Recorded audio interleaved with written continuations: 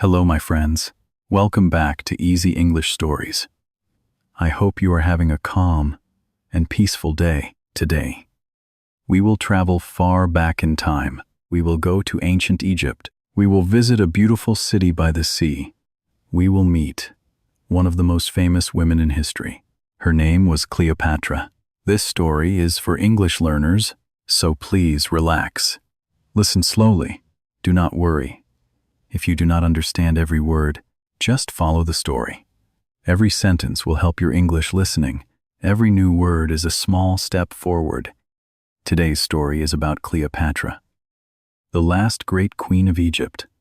3 words can describe her story: power, intelligence, danger.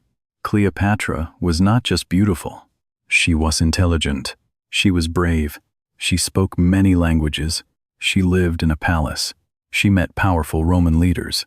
She tried to save her country. But her life was not easy. Her family fought for power. Rome became stronger every year, and Cleopatra had to make difficult choices. Can one woman protect a country from the most powerful empire in the world? Can intelligence be stronger than an army? Can a queen control her own future? This is the story of Cleopatra, the last queen of Egypt. Can you imagine living in a palace in Alexandria? Outside your window, you can see the sea. You can hear ships coming from many countries. You can see traders, soldiers, teachers, and artists. The city is full of books. It is full of ideas. It is full of danger. 2. Now imagine you are young. Your father is a king. Your family is powerful. But your family is also dangerous. Brothers fight brothers. Sisters fight sisters.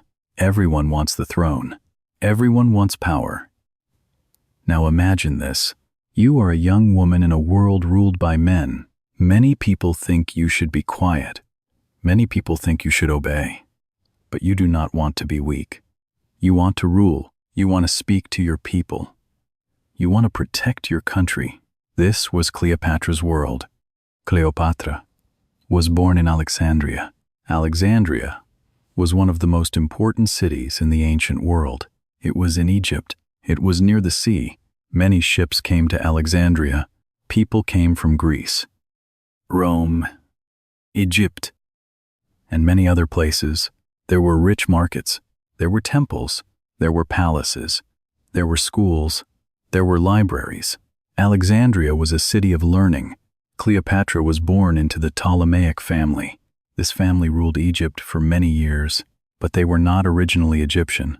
They came from a Greek Macedonian family connected to the world after Alexander the Great. Cleopatra's first language was Greek. But Cleopatra was different from many rulers in her family. She learned the Egyptian language. This was very important. She wanted to speak to the Egyptian people. She wanted them to know that she was their queen. She also learned other languages. She studied many subjects. She learned about politics. She learned about religion. She learned about science. She learned how to speak with leaders from other countries. For Cleopatra, language was power. Knowledge was power. A queen needed more than a crown. A queen needed a sharp mind. Cleopatra's special power was not only beauty. Her special power was intelligence. She knew how to speak. She knew how to listen. She knew how to make people remember her. She understood that words could open doors. She understood that language could build trust. Most people remember Cleopatra as a queen, but we should also remember her as a learner. She learned languages because she needed to connect with people. She learned history because she needed to understand the world. She learned politics because her country was in danger. At that time, Egypt was rich, but Egypt was not as strong as Rome. Rome was growing. Roman armies were powerful. Roman leaders wanted more land. They wanted more money. They wanted more control. Egypt had grain. Egypt had wealth. Egypt had an important place near the sea. So Rome was watching Egypt. Cleopatra understood this. She knew that Egypt could not ignore Rome. She had to be clever. She had to be careful. She had to be strong. When Cleopatra became queen, she was still very young. She began her rule with her brother Ptolemy XIII. This was the tradition in her family. A brother and sister could rule together, but sharing power was not easy. Cleopatra wanted to make decisions. She wanted to lead. She wanted to be the real ruler, but her brother had advisors. These advisors wanted to control the young king. They did not want Cleopatra to be too powerful. They did not want a strong queen, so they worked against her. Slowly, the problem became bigger. The palace became dangerous. The court was full of secrets. People whispered. People chose sides. Some people supported Cleopatra. Some people supported her brother. Cleopatra was queen, but she was not safe. This was her first great problem. She had power, but other people wanted to take it away. Soon, Cleopatra lost control. Her brother's side became stronger. Cleopatra had to leave Egypt. Imagine this moment. She was a queen, but she could not stay in her own palace. She could not sit on her own throne. She had to leave her own country. Many people would give up. Many people would cry and disappear. But Cleopatra did not give up. She went away from Egypt, but she did not forget Egypt. She started to plan. She needed soldiers. She needed money. She needed allies. An ally is a person who helps you. Cleopatra needed someone powerful, someone who could help her return, and at this time, one of the most powerful men in the world came to Egypt. His name was Julius Caesar. Julius Caesar was a Roman leader. He was very powerful. He came to Alexandria during a time of Roman conflict. Cleopatra understood something important. If Caesar helped her, she could become queen again, but there was a problem. Her brother's people controlled the city. It was dangerous for Cleopatra to enter Alexandria. If her enemies found her, they could capture her. So Cleopatra needed a clever plan, according to the famous story. Cleopatra found a surprising way to meet Caesar. She was secretly brought into the palace. Some stories say she was hidden inside a carpet or a bag of cloth. When Caesar saw her, he was surprised. This young queen was brave. She risked her life to speak to him. She did not come like a weak person. She came like a ruler. She spoke with confidence. She explained her problem. She showed Caesar that she was intelligent. She showed him that she could be useful to Rome. This meeting changed her life. Caesar supported Cleopatra. The fight for Egypt continued. There was danger in Alexandria. There was war. But in the end, Cleopatra returned to power. Her brother Ptolemy XIII died after the conflict. Cleopatra became queen again. This was a great power shift. She had lost her throne. Then she returned. She had been pushed away. Then she came back stronger. Cleopatra and Caesar became close. They had a son. His name was Caesarion. Cleopatra wanted her son to have a powerful future. Later, Cleopatra went to Rome. This was a bold choice. Rome was the center of power, but Rome was also dangerous. Many Romans did not like foreign queens. Some people did not trust Cleopatra. Some people feared Caesar was becoming too powerful.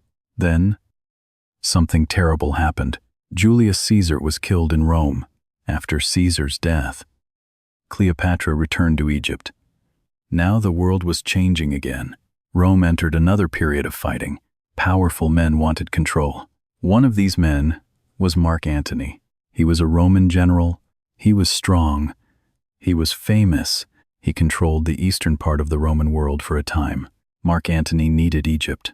He needed money. He needed ships. He needed support. Cleopatra also needed him. She needed Roman protection. She needed an ally. So Cleopatra and Mark Antony became close. Their relationship was political. It was personal. 2, they had children together. For some time, Cleopatra looked powerful again. She was queen of Egypt. She was connected to a strong Roman leader. She had wealth. She had influence. But far away in Rome, another man was watching. His name was Octavian. Octavian was Caesar's adopted heir. He wanted power. He did not trust Mark Antony. He did not trust Cleopatra. Octavian used words as weapons. He told Roman people that Mark Antony had forgotten Rome. He said Cleopatra was dangerous. He said she wanted too much power. Slowly, many Romans turned against Antony and Cleopatra. The conflict became too big to stop. The final fight came at sea. It was the Battle of Actium. Antony and Cleopatra fought against Octavian's forces, but they lost. After this defeat, everything changed. Antony and Cleopatra returned to Egypt. They tried to prepare. They tried to hold on to power, but Octavian was too strong. His army came to Egypt. Antony lost again. Then Antony died. Cleopatra was now alone. She was captured by Octavian. He was polite to her, but she knew the truth. She was his prisoner. Cleopatra understood what could happen next. Octavian could take her to Rome. He could show her in a public parade. For a queen. This was a terrible shame. Cleopatra did not want her enemies to control her final story. So she chose death. People have told many stories about how she died. Some say poison, some say a snake. The exact truth is not fully known, but we know this. Cleopatra died in Alexandria in 310 BC. She was about 39 years old. After her death, Egypt became part of the Roman Empire. Cleopatra was the last active pharaoh of Egypt. Her life ended, but her story did not end. People still talk about her more than 2,000 years later. So what can we learn from Cleopatra? We can learn that intelligence is power. Cleopatra lived in a dangerous world. She could not win only with beauty. She needed language. She needed knowledge. She needed courage. She needed strategy. She made mistakes. She trusted powerful men. She took great risks. Some of her plans failed, but she never lived like a weak person. She tried to protect her country. She tried to speak to her people. She tried to control her own future. Her story teaches us that learning can change a life. A language can open a door. A book can give a person strength. A clear mind can help us survive hard times. Cleopatra was not perfect. No person is perfect, but she was memorable because she used her mind. When we learn English, we are also building power, not the power of a king or queen, but the power to understand, the power to speak, the power to connect with people. Cleopatra learned languages because she wanted to speak to different people. You are learning English for the same reason. Maybe you want a better job. Maybe you want to travel. Maybe you want to study. Maybe you want to understand movies, books, or people from other countries. Every word you learn is useful. Every sentence you understand is progress. Every story you listen to makes your English stronger. Do not worry if your English is not perfect. Cleopatra did not become powerful in one day. You will not become fluent in one day, but you can improve step by step. Listen every day, read every day, speak a little every day. And remember, learning a language is not only about grammar, it is about opening your world. Thank you for listening to this story today. I hope you enjoyed the story of Cleopatra. I hope this story helped you practice your English listening. If you liked this video, please give it a like. If you want more simple English stories, please subscribe to Easy English Stories. Now, I have 3 questions for you.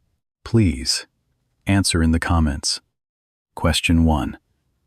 What do you think was Cleopatra's greatest strength? Question 2. Do you think learning languages can change a person's life? Question 3. Which historical person do you want to hear about next? Thank you. My friends, keep learning, keep listening, and keep enjoying your English journey.